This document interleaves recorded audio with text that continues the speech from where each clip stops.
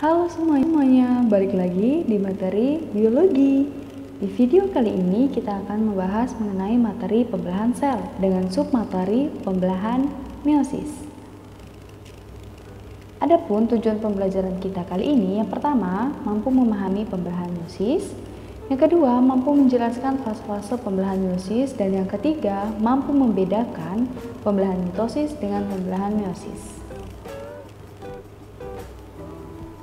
Sebagai pendahuluan, poin pertama, apa itu pembelahan meiosis? Meiosis disebut juga pembelahan reduktif karena terjadi pengurangan jumlah kromosom pada sel anak yang dihasilkan. Jika sel induk itu diploid atau 2N akan menghasilkan sel anak dengan jumlah kromosom haploid atau N. Artinya, jumlah kromosom pada sel anak yang dihasilkan merupakan setengah dari jumlah kromosom induknya. Jika induknya tadi diploid atau 2N, berarti setengahnya yaitu N atau haploid yang terjadi pada sel anakannya. Ini merupakan gambar pembelahan mitosis dan meiosis. Di sebelah kiri itu ada pembelahan mitosis, di sebelah kanan ada pembelahan meiosis. Jika pada pembelahan mitosis, sel anak dan sel induk sama-sama memiliki kromosom diploid, artinya kromosomnya sama-sama identik. Beda halnya dengan pembelahan meiosis di mana ketika sel induk memiliki kromosom diploid atau 2N, maka sel anakannya itu setengahnya dari sel induk, yaitu haploid atau N. Poin yang kedua, maksud dari kromosom diploid dan haploid itu seperti apa?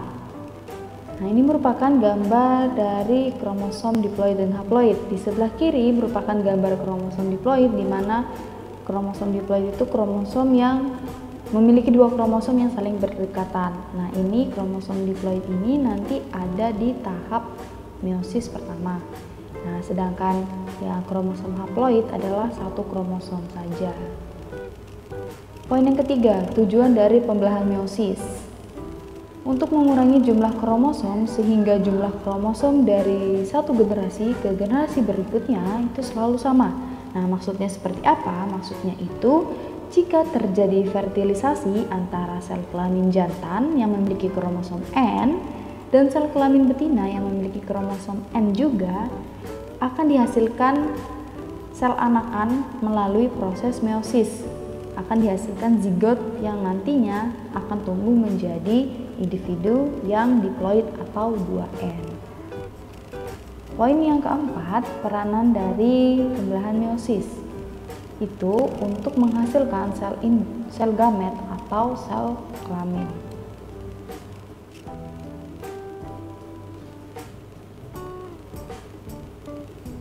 Tahapan meiosis pertama itu merupakan tahap pemisahan kromosom homolog atau pembelahan reduksional yang menghasilkan dua sel haploid dari satu sel yang diploid.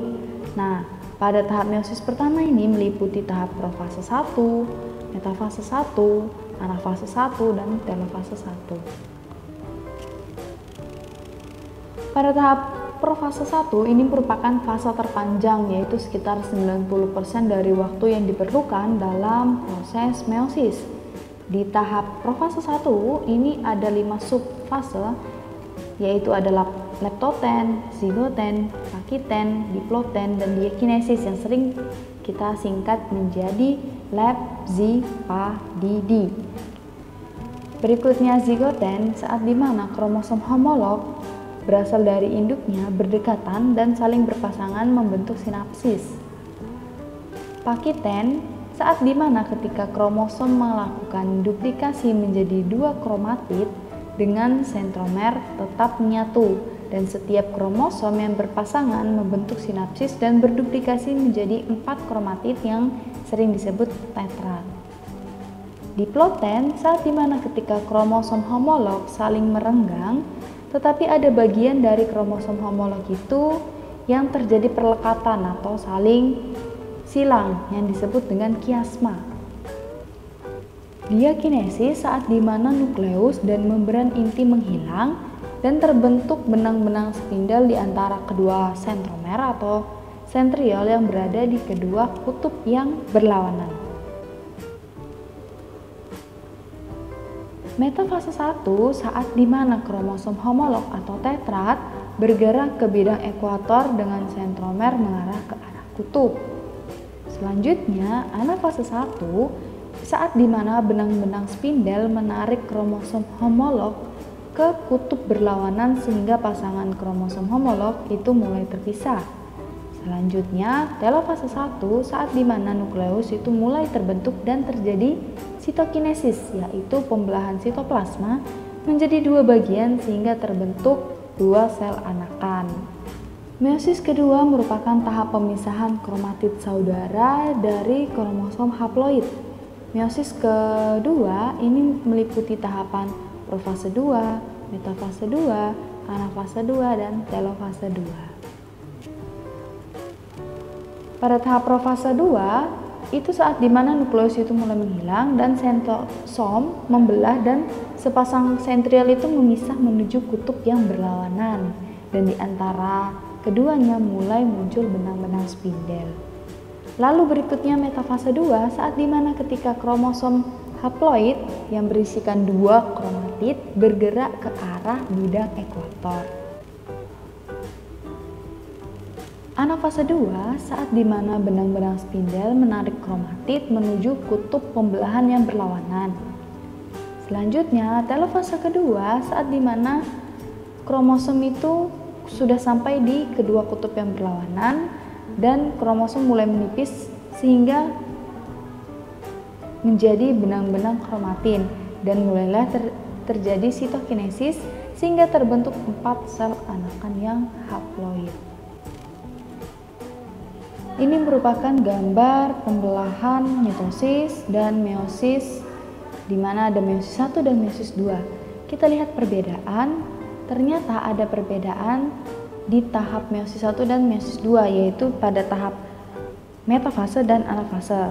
Nah, lalu apa hubungannya dengan pembelahan mitosis? Jadi ingat, sebenarnya pembelahan meiosis kedua itu prosesnya sama seperti pembelahan mitosis. Nah, kita lihat di tahap metafase. Metafasenya meiosis 2 sama dengan metafasenya mitosis, yaitu saat dimana kromosom berjajar di bidang ekuator dalam satu baris. Nah, sama-sama nih di bidang ekuatornya dalam satu baris nih si kromosomnya. Tetapi beda halnya pada meiosis 1 saat dimana kromosom itu berjajar di bidang ekuator dalam dua baris. Tuh, beda. Perbedaan yang kedua yaitu di tahap anafase, di mana anafase mitosis dan anafase meiosis kedua itu sama-sama memisahkan kromatid saudara. Jadi bisa dilihat mitosis 1 memisah sama meiosis 2 itu sama-sama memisahkan kromatid saudara. Beda halnya dengan anafase yang pertama, di meiosis pertama itu memisahkan pasangan kromosom homolog. Ini merupakan perbedaan tabel antara mitosis dan meiosis, mulai dari jumlah pembelahan, mitosis 1 kali, meiosis 2 kali, jumlah sel anakan yang dihasilkan, mitosis 2 sel, meiosis 4 sel, sifat sel anakan mitosis itu sama persis atau identik dengan induknya, sedangkan meiosis tidak identik dengan induk. Lalu sifat kromosom sel anaknya di mitosis diploid atau 2N dan meiosis itu haploid atau N. Dan peranannya, mitosis menghasilkan sel somatik atau sel tubuh, sedangkan di meiosis menghasilkan sel gamet atau sel kelamin. Dan pindah silang di mitosis itu tidak terjadi pindah silang, sedangkan di meiosis terjadi pindah silang, yaitu pada tahap profase pertama. Sekian video pembelajaran kita kali ini mengenai pembelahan sel meiosis. Terima kasih yang sudah menonton, semoga video ini bermanfaat dan sampai jumpa di video selanjutnya.